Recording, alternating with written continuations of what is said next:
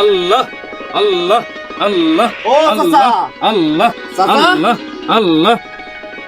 কি হয়েছে বাহে, তোরা আল্লাহ জেকেটটাও সবসময় মুখ করবে দেন না, এটাই তোর সমস্যা। কি পাঁচ ডাক দিচ্ছিস? আসসালামু আলাইকুম চাচা। ওয়ালাইকুম আসসালাম রহমতুল্লাহি ওয়া বারাকাতুহু। ওই মাসে টাকাটা নিছিলাম লাভের টাকাটা, ওই 1400 টাকা লাভের টাকা আসছে। এই মাসে টাকা জমা করে পাই না, এই যে 700 টাকা পাচ্ছি, এই 700 টাকা নেন। ও বাবা, সি সি সি সি সি সি সি, তোর আক্কেল জ্ঞান কোন দিন হবি কত?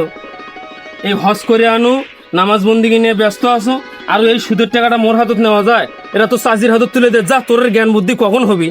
আশ্চর্য ঘটনা। আল্লাহ আল্লাহ আল্লাহ আল্লাহ আল্লাহ লা ইলাহা ইল্লাল্লাহ লা ইলাহা ইল্লাল্লাহ আল্লাহ আল্লাহ আল্লাহ আল্লাহ।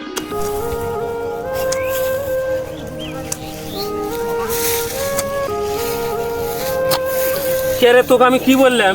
তোর মতো পাগল কিসের নেওয়াটা আমার ভুল হয়ে গেছে। কামলার ঘরের কামলা, এই আইলটা একবার বেশি করে মারিয়ে নে মুরের থেকে।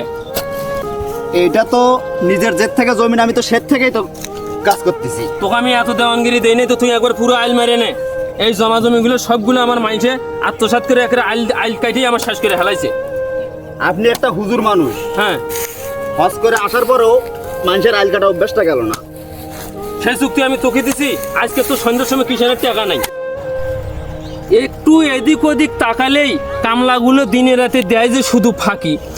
হারামের টাকায় বাড়ি করেছি, সুদের টাকায় জমি, সন্তানদের উচ্চ শিক্ষা দিয়েছি, সঙ্গে করেছি হজ।